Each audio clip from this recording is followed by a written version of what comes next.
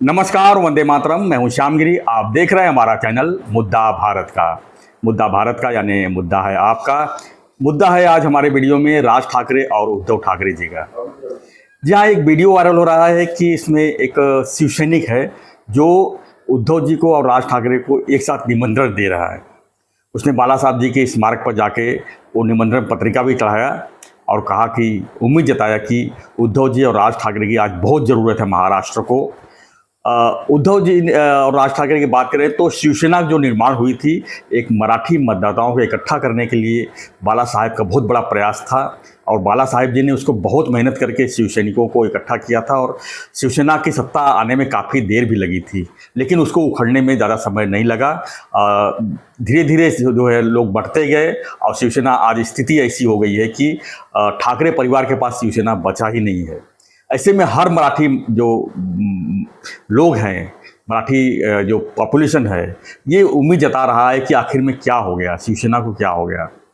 खैर, मराठी भाषी लोग हर पार्टी में हैं, लेकिन ठाकरे का जो जलवा था, ठाकरे नाम का जो जलवा था, आज वो जलवा धीरे धीरे समाप्ति की तरफ है। लेकिन आज भी लोग उम्मीद कर रहे हैं कि राज जी और उद्धव जी अगर साथ में आते हैं तो महाराष्ट्र का बहुत कुछ हो सकता है, महाराष्ट्र के हित के लिए बहुत कुछ हो सकता है।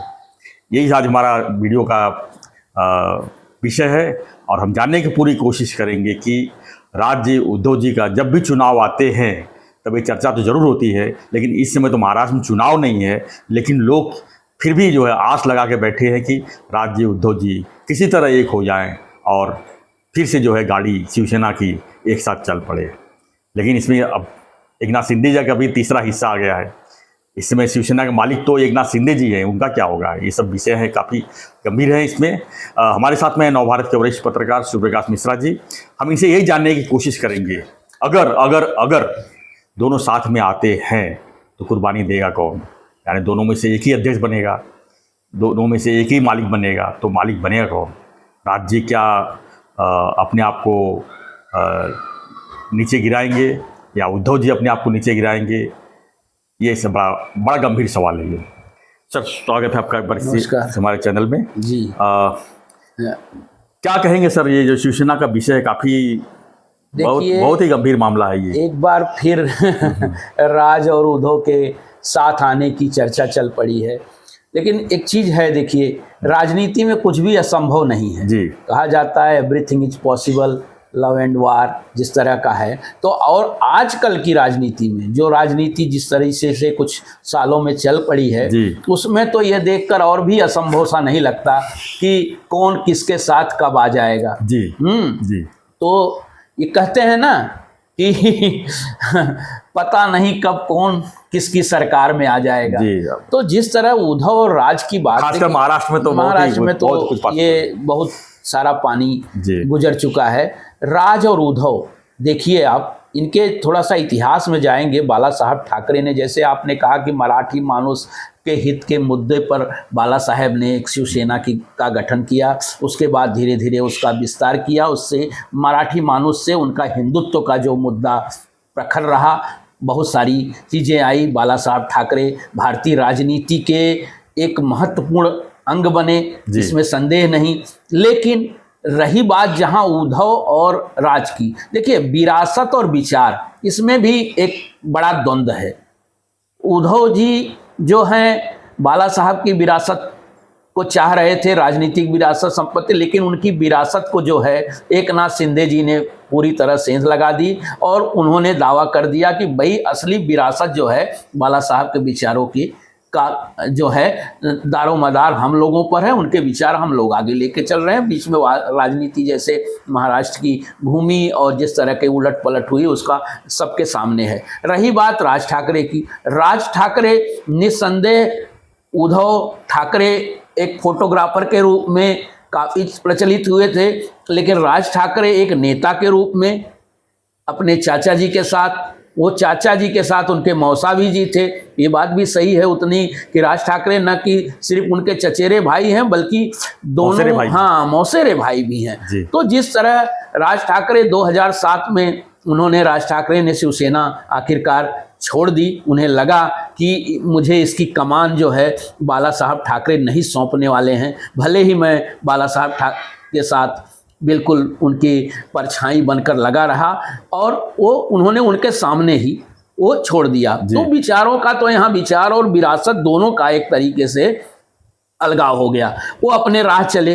लेकिन राज ठाकरे की राजनीति जो है वो महाराष्ट्र को रास नहीं आई, महाराष्ट्र के मतदाताओं को रास नहीं आई। इसका अर्थ ये हो कि राजनीति में देखिए संख्या का महत्व है, विधायक का महत्व। पहली बार जरूर उनके 13 विधायक चुन के आए, उन ऐसे लगा कि अगली जो राजनीतिक दिशा है महाराष्ट्र की उसकी धुरी राज ठाकरे बनेंगे। लेकिन जैसे समय बढ़ता गया, बदलता गया, समय आगे बढ़ता गया, राजनीति बदल दी गई और राज ठाकरे कमजोर होते गए। दूसरी जगह उद्धव ठाकरे की मजबूत पकड़ बनी रही, लेकिन उद्धव ने भी उनकी जो विरासत से जब सौदा करना शुरू किया तो वो भी रास नहीं आया और एकनाथ शिंदे जी के वो विधायकों ने छोड़ दी। लेकिन राज और उद्धव, अब देखिए यही चर्चा हो रही है कि इनका क्या होगा। ये हाल है कि विधानसभा में इनको एक भी सीट नहीं मिली राज ठाकरे को। राज ठाकरे पर आरोप भी लगे कि इनकी भूमिकाएं हमेशा बदलती रहती हैं, ये कहते कुछ हैं करते कुछ हैं। अभी भी देखिए अब फिर से एक उन्होंने पिछले दिनों एक बयान गंगा जी पर दिया, गंगा जल के ऊपर दिया। हालांकि वो बहुत ज़्यादा उसको महत्व नहीं मिला या ज़्यादा उस पर चर्चा नहीं हुई, लेकिन वो हिंदुत्व और बीजेपी पर ही उनका इशारा था। एक तरफ वो बीजेपी की आलोचना करते हैं, प्रधानमंत्री की आलोचना करते हैं, उनकी नीतियों की आलोचना करते हैं, फिर वो जाके उनके सरकार का समर्थन भी करने लगते हैं, उनके लिए लड़ने लगते हैं। तो इस बात को लेकर जनता में जो ऊहापोह की स्थिति है। बाकी बची बात अब महापालिका का चुनाव, दोनों की स्थिति वही हो गई है। हालांकि लोग बोल रहे हैं ये नदी के 2 किनारे हैं जो साथ साथ चल भी सकते हैं लेकिन मिल नहीं सकते, तो अलायंस कर सकते हैं जैसे आपने कहा। लेकिन बीच बीच में ऐसे भी मुद्दे निकलते रहते हैं। अब जैसे ये हो रहा है ना कि महापालिका चुनाव ही अब एकमात्र बचा है, बाकी विधानसभा लोकसभा के चुनाव अगले 4-5 साल तो नहीं होने हैं।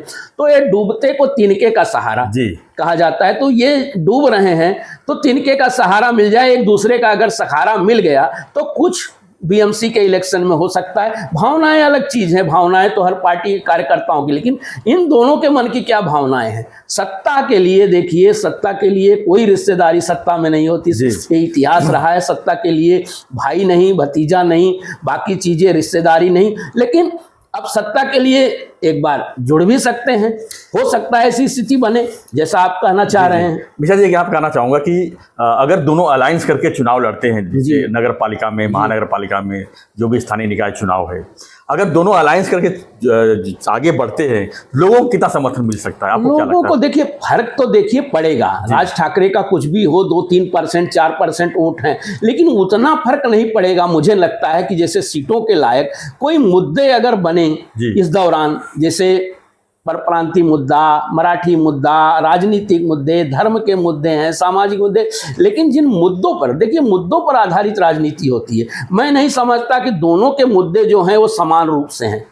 दोनों के जो विचारधाराएं थोड़ी सी बिल्कुल अलग ही दिखाई देती हैं। हाँ, ये है कि पिछले चुनाव आपने देखे होंगे कि लोकसभा चुनाव में विचारधारा विपरीत होते हुए भी कुछ ऐसे मुद्दे आ गए बीच में कि उसमें बीजेपी को हार मिली और कम सीटें मिली और वो महाविकास आघाड़ी जो थी वो ज़्यादा सीटें पाई। सीटें भी होती रहती है, परफॉर्मेंस रेट बढ़ता रहता है, कम होता रहता है, लेकिन राज ठाकरे उद्धव ठाकरे के बीच जो ये बोलने ना वर्चस्व का द्वंद्व है वो कहाँ खत्म होगा। सर, अगर यहाँ पर एक जवाब पूछूंगा मैं, अगर विधानसभा चुनाव जो अभी खत्म हुआ इसमें राज जी जो अकेले चुनाव लड़े, बहुत सी सीटों पर शिवसेना इसलिए हार गई क्योंकि राज जी ने काफी वोट खींचा। बहुत सी जगह पर शिवसेना जीती क्योंकि राज जी ने दूसरे का वोट किया। अगर ये खराब राज जी का एक भी सीट नहीं आया, अगर वो शिवसेना के साथ अलायंस करके महाविकास आघाड़ी में अगर शिवसेना का सपोर्ट करते हुए अगर आगे बढ़े होते अलायंस करके, तो क्या लगता है कि स्थिति कुछ बदल सकती थी? निश्चित मुंबई में ऐसी स्थितियां बनती कि उनकी कुछ सीटें आ सकती थी,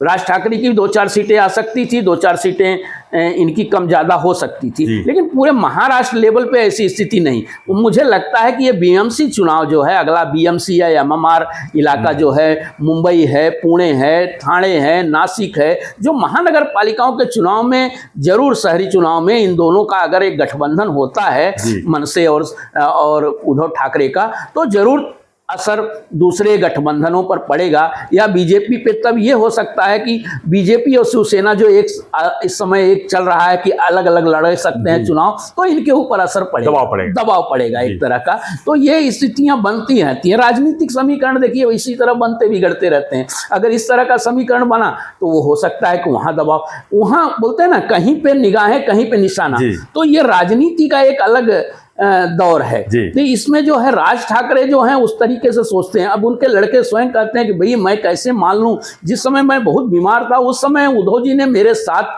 नगर सेवक को फोड़ दिए थे। तो ये जो पुरानी एक तरीके से दुश्मनी कहेंगे, पुरानी अदावत कहेंगे, ये थोड़ा असर डालती हैं। लेकिन तात्कालिक प्रभाव से अगर वो दोनों एक साथ आते हैं तो महापालिका चुनाव में जरूर एक सकारात्मक संदेश जा सकता है, विशेषकर उनके समर्थकों के बीच की भाई जो हमारे दोनों की अगर शक्ति इकट्ठा हुई तो तीसरी शक्ति जो होते हैं ना, बोलते हैं तीसरा मोर्चा जो खड़ा होता है उस पर दबाव बन सकता है कि भाई इस तरह की एक शक्ति आए। तो देखिए महापालिका चुनाव में थोड़े 100 200 500 हजार वोटों से जीत हार का फैसला होता है, तो उसमें ये निर्णायक साबित हो सकते हैं, इसमें मुझे संदेह नहीं लगता। धन्यवाद मिश्रा जानकारी के लिए। तो फ्रेंड्स, हमारा चर्चा यही था कि राज जी उद्धव जी क्या एक साथ आने की तैयारी में हैं, या लोगों की जो मांग है, जिस तरह से निमंत्रण पत्रिका दिया गया है, बाला साहब जी के स्मारक पर रखा गया है, तो क्या इसके ऊपर विचार कर सकते हैं। लेकिन रही विचारधारा की बात, तो अभी फिलहाल जो अभी दोनों वाले राज ठाकरे के उद्धव ठाकरे जो स्टेटमेंट आए हैं, खासकर महाकुंभ के ऊपर, एक ने कहा कि मैं आरएसएस के जो मोहन भागवत जी नहीं गए करके मैं नहीं गया, यानी कि एक तरह से उन्होंने बाइकआउट किया। राज जी ने इसलिए बाइकआउट किया कि वो करोड़ों लोग उसमें नहा रहे हैं, हम उसको छू नहीं सकते। दोनों को दिखाया है तो विचार मिलता जुलता दिख रहा था। शादी में भी कई जगह पर मिले, बात विचार भी हुई, लोग कयास लगा रहे थे कि कुछ तो अंदर पक रहा है, लेकिन अंत में यही होता है कि दोनों रास्ते पहुंच जाते हैं। लेकिन आज कितनी ज़रूरत है महाराष्ट्र को दोनों की, और कितनी ज़रूरत समझते हैं, ये आने वाला विषय है। लेकिन सवाल तो हमेशा ये उठती रहेगी, जब तक दोनों अलग रहेंगे ये हमेशा उठती रहेगी, दोनों भाई एक साथ क्यों नहीं आ सकते हैं। तो फ्रेंड्स, आपकी क्या प्रतिक्रिया है हमें कमेंट बॉक्स में लिखिए, और बने रहिए ऐसी खबरों के लिए। देखते रहिए हमारा चैनल मुद्दा भारत का। चैनल को लाइक शेयर और सब्सक्राइब जरूर करें। धन्यवाद मिश्रा जी, धन्यवाद, जय हिंद।